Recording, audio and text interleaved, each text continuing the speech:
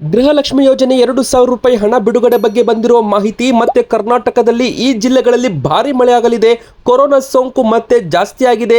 ಒಂದು ಕಡೆಗೆ ಡೆಂಗಿ ಪ್ರಕರಣಗಳು ಕೂಡ ಜಾಸ್ತಿಯಾಗಿ ಕಂಡು ಬರ್ತಾ ಇದೆ. ಎಲ್ಲ ಒಂದು ಬ್ರೇಕಿಂಗ್ ನ್ಯೂಸ್ಗಳಲ್ಲಿ ಮಾಹಿತಿ ನೋಡ್ತಾ ಹೋಗೋಣ. ನಿಮ್ಮ ಮನೆಯಲ್ಲೂ ಕೂಡ ಚಿಕ್ಕ ಮಕ್ಕಳಿದ್ರೆ, ವಯಸ್ಸಾದವರಿದ್ರೆ ವಿಡಿಯೋನ ಕಂಪ್ಲೀಟ್ ಆಗಿ ಕೊನೆವರೆಗೂ ನೋಡಿ.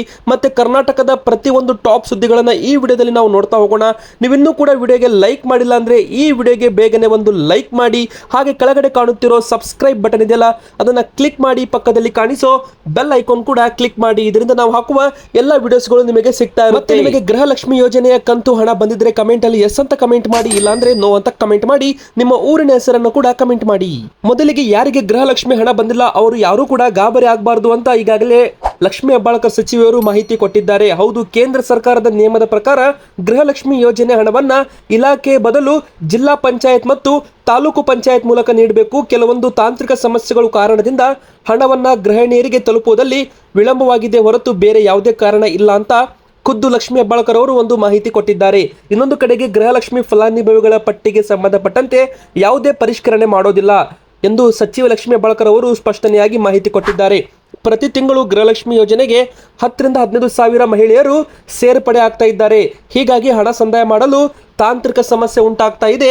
ಈ ಒಂದು ಕಾರಣ ಬಿಟ್ಟರೆ ಹಣ 2 ತಿಂಗಳಿಗೆ ಒಟ್ಟಿಗೆ ಜಮಾ ಮಾಡುತ್ತಿರುವುದು, 3 ತಿಂಗಳ ಒಟ್ಟಿಗೆ ಜಮಾ ಮಾಡುತ್ತಿರುವುದು ಯಾವುದೇ ರೀತಿ ಒಂದು ತಾಂತ್ರಿಕ ಸಮಸ್ಯೆ ಕಾರಣದಿಂದ ಅಂತ ಹೇಳಿದ್ದಾರೆ. ಗೃಹಲಕ್ಷ್ಮಿ ಯೋಜನೆ ಮೂಲಕ ಪ್ರತಿ ಕುಟುಂಬದ ಯಜಮಾನಿಯ ಬ್ಯಾಂಕ್ ಖಾತೆಗೆ ಪ್ರತಿ ತಿಂಗಳು 2,000 ರೂಪಾಯಿ ನೇರವಾಗಿ ವರ್ಗಾವಣೆ ಮಾಡಲಾಗ್ತಾ ಇದೆ ಅಂತ ಹೇಳಲಾಗಿದೆ. ಆದರೆ ಕಳೆದ 3 ತಿಂಗಳ ಅವಧಿಯಲ್ಲಿ ಗೃಹಲಕ್ಷ್ಮಿ ಯೋಜನೆ ಹಣ ಸಕಾಲದಲ್ಲಿ ಯಜಮಾನಿಯರ ಖಾತೆಗೆ ಜಮೆ ಆಗ್ತಾ ಇಲ್ಲ ಎಂಬ ಒಂದು ಸುದ್ದಿಗಳು ಕೂಡ ಕೇಳಿ ಬರ್ತಾ ಇದೆ. ಆದರೆ ಮಾರ್ಚ್ ತಿಂಗಳ ಹಣ ಮತ್ತೆ ಗೃಹಿಣಿಯರ ಖಾತೆಗೆ ಜಮೆ ಆಗಿದೆ. ಏಪ್ರಿಲ್ ಹಾಗೂ ಮೇ ತಿಂಗಳ ಹಣ ಪಾವತಿಯ ಕುರಿತು ಸಚಿವರು ಕೂಡ ಈಗಾಗಲೇ ಗುಡ್ ನ್ಯೂಸ್ ಒಂದು ಕೊಟ್ಟಿದ್ದಾರೆ. ಹೌದು ಗೆಳೆಯರಿ, ಯಾರಿಗೆ ಏಪ್ರಿಲ್ ಹಾಗೂ ಮೇ ತಿಂಗಳ ಹಣ ಬಂದಿಲ್ಲ ನೋಡಿ, ಅವರಿಗೂ ಕೂಡ ಈಗಾಗಲೇ ಹಣವನ್ನು ರಿಲೀಸ್ ಮಾಡಲಾಗಿದೆ ಎಂಬುವ ಮಾಹಿತಿ ಬಂದಿದೆ. ಜೂನ್ ತಿಂಗಳ ಹಣವು ಕೂಡ ಬೇಗನೆ ಬಿಡುಗಡೆ ಮಾಡಲಾಗುತ್ತೆ ಅಂತ ಹೇಳಲಾಗಿದೆ. ಒಟ್ಟು 20 ಕಂತಿನ ಹಣವನ್ನು ಬಿಡುಗಡೆ ಮಾಡಲಾಗಿದೆ ಎಂಬುವ ಒಂದು ಮಾಹಿತಿ ಬಂದಿದೆ. ಇಲ್ಲಿವರೆಗೂ ಕಾಂಗ್ರೆಸ್ ಸರ್ಕಾರ 40,000 ರೂಪಾಯಿ ಗೃಹಲಕ್ಷ್ಮಿಯರಿಗೆ ಹಾಕಿದೆ ಅಂತ ಹೇಳ್ಬೋದು. ಕೆಲವರಿಗೆ ಮೇ ತಿಂಗಳ ಹಣ ಇನ್ನೂ ಕೂಡ ಬಂದಿಲ್ಲ. ಅಂದರೆ ಈಗಾಗಲೇ ಈ ಒಂದು ಹಣವನ್ನು ಕೂಡ ರಿಲೀಸ್ ಮಾಡಲಾಗಿದ್ದು ಆದಷ್ಟು ಬೇಗನೆ ನಿಮಗೆ ಖಾತೆಗೆ ಬರಲಿದೆ ಎಂಬುವ ಒಂದು ಗೃಹಲಕ್ಷ್ಮಿ ಯೋಜನೆ ಬಗ್ಗೆ ಬಂದಿರೋ ಅಪ್ಡೇಟ್ ಅಂತ ಹೇಳ್ಬೋದು. ಇದು ಒಂದು ಗುಡ್ ನ್ಯೂಸ್ ಆಗಿದೆ. ಎರಡನೇದಾಗಿ, ಕೊರೋನಾ ಸೋಂಕಿತರ ಸಂಖ್ಯೆ ಕರ್ನಾಟಕದಲ್ಲಿ ದಿನೇ ದಿನೇ ಏರಿಕೆ ಆಗ್ತಾ ಇದೆ. ಹೌದು, ಈ ಒಂದು ಮಹಾಮಾರಿ ಕೊರೋನಾ ಸದ್ಯಕ್ಕೆ ಬಿಟ್ಟು ಹೋಗೋ ಯಾವುದೇ ಲಕ್ಷಣ ಕಾಣ್ತಾ ಇಲ್ಲ. ಪ್ರತಿದಿನ ಸೋಂಕಿತರ ಸಂಖ್ಯೆ ಜಾಸ್ತಿ ಆಗ್ತಾ ಇದೆ. ಇದು ಕಳವಳವನ್ನು ಕೂಡ ಹೆಚ್ಚು ಮಾಡಿದೆ. ದಿನದಿಂದ ದಿನಕ್ಕೆ ಪ್ರಕರಣಗಳ ಸಂಖ್ಯೆ ಹೆಚ್ಚಾಗ್ತಾ ಇದೆ. ಮುನ್ನೆಚ್ಚರಿಕೆ ವಹಿಸುವಂತೆ ಸರ್ಕಾರ ಕೂಡ ಮನವಿ ಮಾಡಿದೆ.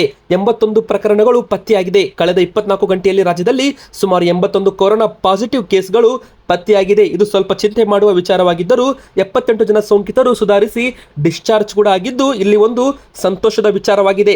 ಸದ್ಯ ಒಟ್ಟು 280 ಕೊರೋನಾ ಪ್ರಕರಣಗಳಲ್ಲಿ ರಾಜ್ಯದಲ್ಲಿ ವರದಿಯಾಗಿದೆ ಅಂತ ಇಲ್ಲಿ ನಾವು ಹೇಳಬಹುದು. Total positive patients reported today ಅಂತ ಹೇಳೋದಾದ್ರೆ 2368 ಟೋಟಲ್ ಕೊರೋನಾ ಸೋಂಕಿತರು ಅಂತ ಹೇಳ್ಬೋದು. ಇನ್ನೊಂದು ಕಡೆಗೆ ಮಳೆ ಪ್ರಮಾಣ ಜಾಸ್ತಿ ಆಗ್ತಾ ಇದೆ. ಸೊಳ್ಳೆಗಳ ಕಾಟ ಕೂಡ ಜಾಸ್ತಿ ಆಗಿದೆ. ಡೆಂಗಿ ಜ್ವರದ ಬಗ್ಗೆ ಇರಲಿ ಎಚ್ಚರ. ಹೌದು, ಡೆಂಗಿ ಸೋಂಕು ಬಗ್ಗೆ ಮನೆಯಲ್ಲಿ ಚಿಕ್ಕ ಮಕ್ಕಳಿದ್ರೆ, ವಯಸ್ಸಾದವರಿದ್ರೆ ಎಚ್ಚರ ವಹಿಸಬೇಕು. ನಿಮ್ಮ ಮನೆಯ ಮುಂದುಗಡೆ ನೀರು ನಿಲ್ಲದಂತೆ ನೋಡಿಕೊಳ್ಳಿ. ಹೌದು, ಕೊಳಚೆ ನೀರು ನಿಂತರೆ ಅದರ ಮೇಲಿರುವ ಸೊಳ್ಳೆಗಳು ಏನಾದರೂ ಮನೆ ಒಳಗಡೆ ಎಂಟ್ರಿ ಕೊಟ್ಟರೆ ಅದರಿಂದ ಡೆಂಗಿ ಜ್ವರ ಬರುವ ಸಾಧ್ಯತೆಗಳು ಇದೆ ಅಂತ ನಿಮಗೆಲ್ಲರಿಗೂ ಗೊತ್ತೇ ಇದೆ. ಈಗ ಮಳೆಗಾಲ ಶುರುವಾಯಿತು. ಜೂನ್ ತಿಂಗಳಿಂದಲೇ ಮಳೆ ಪ್ರಮಾಣ ತುಂಬಾನೇ ಅಧಿಕವಾಗಿದೆ. ಎಲ್ಲೆಲ್ಲಿ ಮಳೆ ಜಾಸ್ತಿ ಆಗಿದೆ ಅದನ್ನು ಕೂಡ ನಾವು ಈ ಒಂದು ವಿಡಿಯೋದಲ್ಲಿ ಮಾಹಿತಿ ಕೊಡಲಿದ್ದೇವೆ. ಮನೆಯಲ್ಲಿ ಚಿಕ್ಕ ಮಕ್ಕಳಿದ್ರೆ, ಗರ್ಭಿಣಿಯರಿದ್ರೆ ಈ ಒಂದು ಸೊಳ್ಳೆಗಳು ಮನೆಗೆ ಒಳಗಡೆ ಬರದಂತೆ ನೋಡಿಕೊಳ್ಳಿ. ಸಂಜೆ ಆಗ್ತಾ ಇದ್ದಂತೆ ಗುಡ್ ನೈಟ್ ಅಥವಾ ಸೊಳ್ಳೆ ಪರದೆಯನ್ನ ಬಳಸಿ ಸೊಳ್ಳೆಗಳು ಮನೆ ಒಳಗಡೆ ಎಂಟ್ರಿ ಆಗದಂತೆ ನೋಡಿಕೊಳ್ಳಿ. ಬಹುತೇಕ ಕಡೆ ಒಣ ಹವೆ ಇದ್ರೂ ಕೂಡ 6 ಜಿಲ್ಲೆಗಳಲ್ಲಿ ಭಾರಿ ಮಳೆ ಆಗಲಿದೆ. ಅಲರ್ಟ್ ಕೂಡ ಘೋಷಣೆ ಆಗಿದೆ. ನಮ್ಮ ಕರ್ನಾಟಕ ರಾಜ್ಯದಲ್ಲಿ ಒಣ ಹವೆ ಆರಂಭವಾಗಿದ್ದು ಆದರೂ ಕೂಡ 6 ಜಿಲ್ಲೆಗಳಲ್ಲಿ ಭಾರಿ ಮಳೆ ಆಗಲಿದೆ ಅಂತ ಖುದ್ದು ಹವಾಮಾನ ಇಲಾಖೆ ಮುನ್ಸೂಚನೆ ನೀಡಿದೆ. ಉತ್ತರ ಒಳನಾಡಿನಲ್ಲಿ ಒಣ ಹವೆ ಮುಂದುವರಿಯಲಿದೆ. ಕರಾವಳಿ, ದಕ್ಷಿಣ ಒಳನಾಡಿನಲ್ಲಿ ಭಾರಿ ಮಳೆ ಆಗಲಿದೆ ಅಂತ ಹೇಳಬಹುದು. ಉತ್ತರ ಕನ್ನಡ, ದಕ್ಷಿಣ ಕನ್ನಡ, ಉಡುಪಿ, ಚಿಕ್ಕಮಗಳೂರು, ಕೊಡಗು, ಶಿವಮೊಗ್ಗ ಜಿಲ್ಲೆಗಳಲ್ಲಿ ಈ ಒಂದು 6 ಜಿಲ್ಲೆಗಳಲ್ಲಿ ಧಾರಾಕಾರ ಮಳೆ ಆಗಲಿದೆ. ಜೂನ್ 25ರವರೆಗೂ ಮೋಡ ಕವಿದ ವಾತಾವರಣ ಇರಲಿದೆ. ಹೀಗಾಗಿ ಯೆಲ್ಲೋ ಅಲರ್ಟ್ ಕೂಡ ಘೋಷಣೆ ಮಾಡಲಾಗಿದೆ. ತುಮಕೂರು, ರಾಮನಗರ, ಮಂಡ್ಯ, ಮೈಸೂರು, ವಿಜಯನಗರ, ಹಾಸನ, ದಾವಣಗೆರೆ, ಚಿಕ್ಕಬಳ್ಳಾಪುರ, ಚಾಮರಾಜನಗರ, ಬೆಂಗಳೂರು ನಗರ, ಬೆಂಗಳೂರು ಗ್ರಾಮಾಂತರ ಜಿಲ್ಲೆಗಳಲ್ಲಿ ಸಾಧಾರಣ ಹಗುರ ಮಳೆ ಆಗಲಿದೆ ಅಂತಲೂ ಕೂಡ ಹವಾಮಾನ ಇಲಾಖೆ ಮಾಹಿತಿ ಕೊಟ್ಟಿದೆ. ಇನ್ನು ಯಾದಗಿರಿ, ಬೀದರ್, ವಿಜಯಪುರ, ರಾಯಚೂರು, ಕೊಪ್ಪಳ, ಕಲಬುರಗಿ ಜಿಲ್ಲೆಗಳಲ್ಲಿ ಓನ್ಲಿ ಮೋಡ ಕವಿದ ವಾತಾವರಣ, ಒಣ ಹವೆ ಮುಂದುವರಿಯಲಿದೆ. ಇನ್ನು ಬೆಳಗಾವಿ, ಧಾರವಾಡ, ಹಾವೇರಿ, ಗದಗ ಜಿಲ್ಲೆಗಳಲ್ಲಿ ಸಣ್ಣ ಪ್ರಮಾಣದ ಮಳೆ ಆಗಲಿದೆ ಅಂತ ಹವಾಮಾನ ಇಲಾಖೆ ಇಲ್ಲಿ ನಮಗೆ ಮಾಹಿತಿ ಕೊಟ್ಟಿರುವಂತದ್ದು. ಗೆಳೆಯರು, ಇವತ್ತಿಗೆ ಇಷ್ಟ ಆಗಿತ್ತು. ವಿಡಿಯೋ ಇಷ್ಟ ಆಗ್ತಾ ಇದ್ರೆ ವಿಡಿಯೋನ ಲೈಕ್ ಮಾಡೋದನ್ನ ಮರಿಬೇಡಿ. ನಿಮ್ಮ ಊರಿನ ಹೆಸರನ್ನು ಕಮೆಂಟ್ ಮಾಡೋದನ್ನ ಮರಿಬೇಡಿ. ಹಾಗೆ ನಮ್ಮ ಚಾನಲ್ಗೆ ನೀವು ಸಬ್ಸ್ಕ್ರೈಬ್ ಆಗಿಲ್ಲ ಅಂದ್ರೆ ಬೇಗನೆ ಸಬ್ಸ್ಕ್ರೈಬ್ ಆಗಿ. ಪಕ್ಕದಲ್ಲಿ ಕಾಣಿಸೋ ಬೆಲ್ ಐಕಾನ್ ಕೂಡ ಬರುತ್ತೆ, ಅದನ್ನು ಒತ್ತಿ. ಇದರಿಂದ ಇಂಟ್ರೆಸ್ಟಿಂಗ್ ನ್ಯೂಸ್ ವಿಡಿಯೋಸ್ಗಳು ನಿಮಗೆ ಸಿಗ್ತಾ ಇರುತ್ತೆ. Thank you so much.